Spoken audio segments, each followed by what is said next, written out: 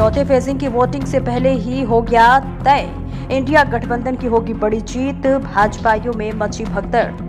जी हां, आपको बताते चले कि चौथे चरण के लिए आज चुनाव प्रचार समाप्त हो गया है और इस चरण में 10 राज्यों की 96 सीटों पर वोटिंग होगी, जिसमें आंध्र प्रदेश और तेलंगाना की सभी सीटें शामिल है। इसके अलावा किन किन राज्यों में होगा मतदान, किस किस दिग्गज की किस्मत दांव पर होगी, यह भी हम आपको बता दें। दरअसल 13 मई को 10 राज्यों की 96 सीटों पर वोट डाले जाएंगे, जिसमें आंध्र प्रदेश की 25, तेलंगाना के 17, यूपी की 13, महाराष्ट्र की 11, मध्य प्रदेश और पश्चिम बंगाल की 8, झारखंड और ओडिशा की 4, बिहार की 5 और जम्मू कश्मीर की 1 सीट शामिल है। चौथे चरण में बीजेपी और कांग्रेस के साथ ही कई क्षेत्रीय दलों की किस्मत का फैसला भी होना है। 2019 में 96 सीटों में से सबसे ज्यादा 42 सीटें बीजेपी को मिली थी, जबकि 22 सीटों के साथ वाईएसआरसीपी दूसरे स्थान पर थी। कांग्रेस को 6 और अन्य दलों के हिस्से में 26 सीटें आई थी। 2019 में इन दोनों में से 11 सीटों पर बेहद करीबी मुकाबला हुआ था और जीत का अंतर 7% से भी कम रहा था।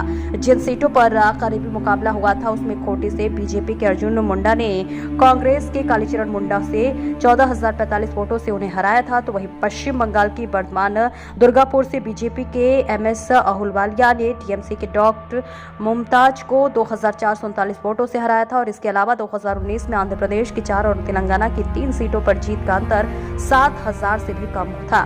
तो जबकि महाराष्ट्र और ओडिशा की एक सीट पर यह अंतर 5,000 से भी कम था। चौथे चरण में जिन दिग्गजों की किस्मत का फैसला होगा उसमें आपको बता दें, कन्नौज से सपा के मुखिया अखिलेश यादव, पश्चिम बंगाल के बहरामपुर से अधीर रंजन चौधरी जिनका मुकाबला टीएमसी के यूसुफ पठान से है, तो वही आसनसोल से शत्रुघ्न सिन्हा, तेलंगाना के हैदराबाद से एआईएमआईएम के असदुद्दीन ओवैसी और बीजेपी की माधवीलता, करीमनगर से बंदी संजय कुमार, लखीमपुर खीरी से केंद्रीय गृह राज्य मंत्री अजय मिश्रा ने, आंध्र प्रदेश के कटवा से वाईएस शर्मिला और झारखंड के खूंटी से अर्जुन मुंडा का नाम शामिल है। चुनाव प्रचार समाप्त होने के बाद इंडिया गठबंधन ने दावा किया है कि पहले 3 चरणों की तरह चौथे चरण में भी उसके पक्ष में ही बहुमत आएगा।